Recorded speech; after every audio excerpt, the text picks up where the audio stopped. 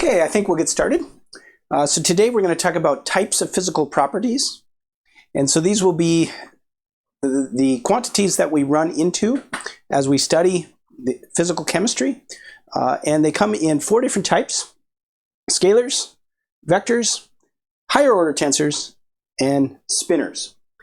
So I'm just introducing these today to kind of give us a larger framework. By and large, you'll be a bit on your own to study the properties of, say, vectors. The purpose of this video and then the homework associated with this is just sort of to put things together and get us started. Now, scalars are physical quantities that are represented by numbers. So something like temperature is a scalar. Mass, so if this object is 5 kilograms, then the number 5 is a scalar, and it represents the property mass. When scalars add, they add like numbers do. So if we had a 5 kilogram mass and a 3 kilogram mass and they were stuck together, the whole thing would be 8 kilograms, just 5 plus 8.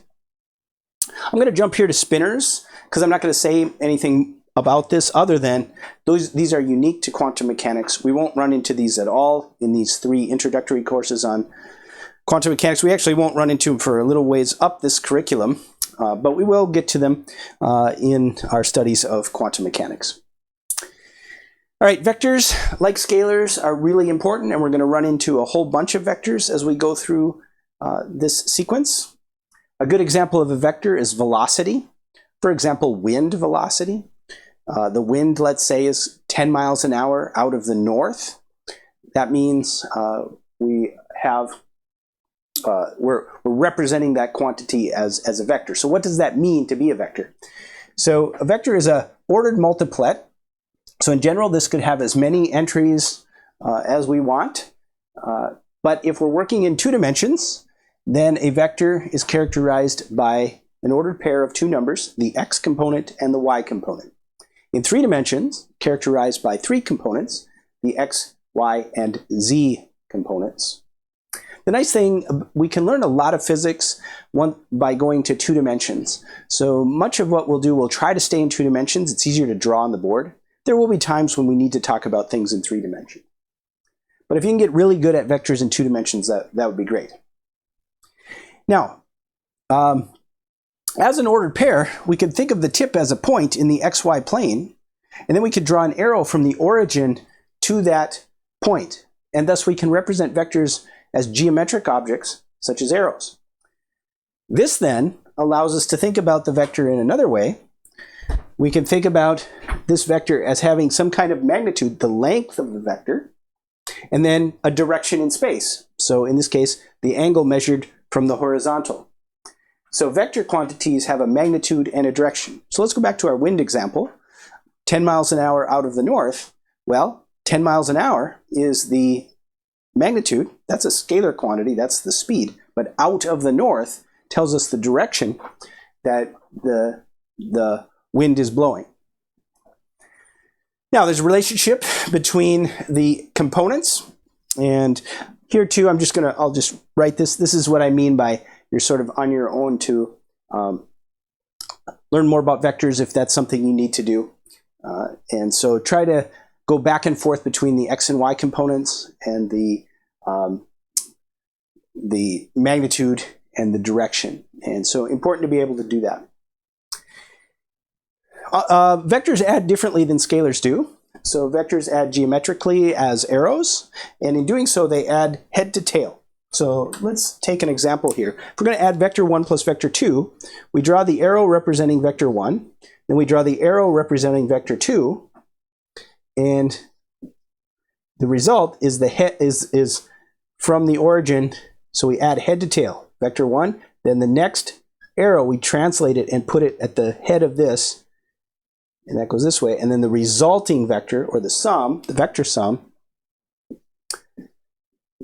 is from the origin here to the final end. And this is true if we had many vectors.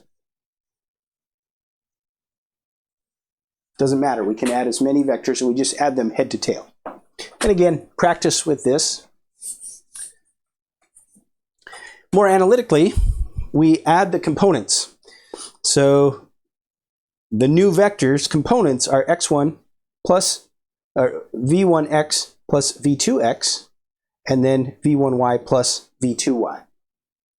Notice that the length of this vector is not necessarily as long as the sum is not the sum of the two lengths. That's only true if these are in the same direction. This would be kind of what the scalars are doing here, but that's not what the vectors do. This is only true when these are in the same direction. So as soon as this is pointing off in a different direction, the resulting vector its length is less than the sum of the two lengths of those vectors. All right, now tensors. Now actually we've talked about tensors. Scalars and vectors are tensors. Scalars are zeroth order tensor, and vectors are a first order tensor. But when someone says tensor, they usually are referring to a second or higher order tensor. Second order tensors are represented as matrices. Now if you haven't learned anything about matrices yet, that's perfectly fine. We won't really use them in this course at all.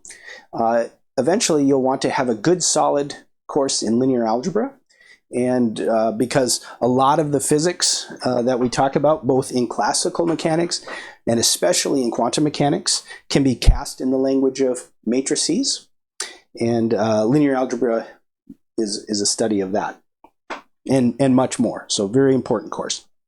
But this is not so important. This is really important, so you want to be practicing that.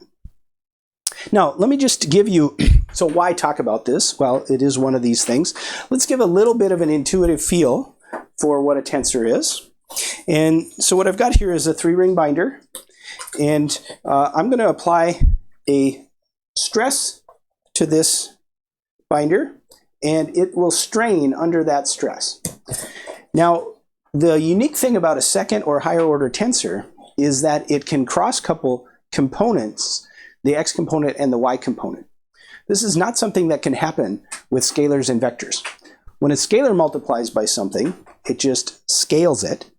And when a vector acts on something, so for example, the wind pushing an object, the object can only be pushed in the direction of the wind. Now, with a second order scalar, the push can actually result in the system going off in some direction that is not exactly along the push. And we're going to see that here now. So I'm going to apply a stress, and this will strain under that stress. So this has a strain tensor. It's described by a strain tensor. And so I tried to represent here, I just put here this black arrow to help us see change. And notice I'm trying to hold it here in the camera straight up, and I'm going to try to push straight up. So if this was described by some vector quantity, then the only thing that could happen is that this arrow would rise. But watch now as I push on this. So I'm pushing straight up, and yet the arrow comes off towards me. So the tip of the arrows goes up, but also towards me. So we're getting a little x component, even though we're pushing only in the y component. And that's a result of the properties of this binder being described by a tensor. That's just an intuitive feel for what tensors are. Okay, so now that we've talked about tensors, scalars, tensors, vectors, what we see is that these quantities can be anywhere in space, right, and at any time. So there's a spatial temporal distribution of these quantities, and these are called fields.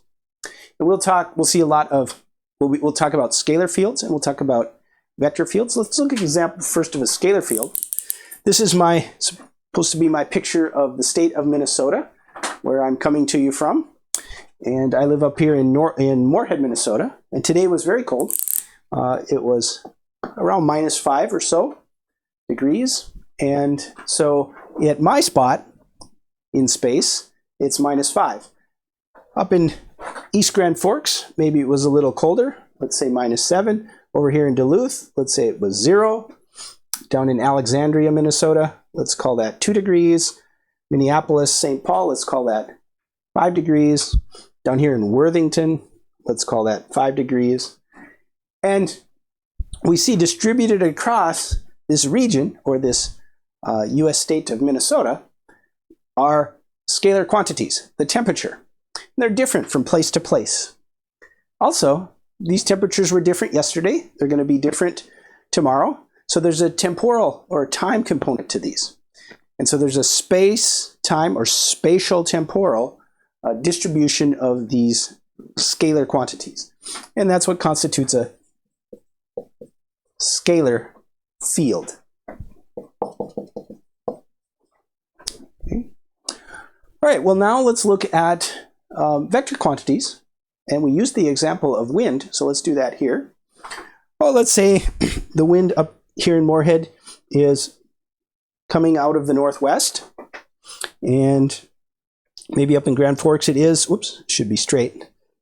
East Grand Forks, it's coming out, but more out of the west than the north, and across the state, let's say it's getting stronger wind over here.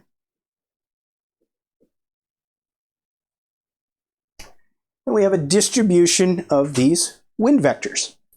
Well, this represents a vector field.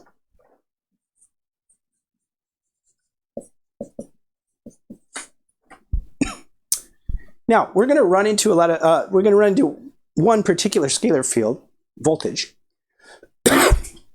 and a number of vector fields: electric field, force field, magnetic field, so magnets. So we'll see a lot of vector fields as well as we progress through the material. All right, so again, this was just to get you started on some of the things that you should maybe practice on the side if you feel a little rusty with. So certainly just regular arithmetic and algebra, but also in particular vectors. And then start to think about these as representing physical quantities that might be distributed in space. And so that's what we'll be using throughout the course. Now, next time, we'll talk about making measurements and some of the things associated with measuring these quantities.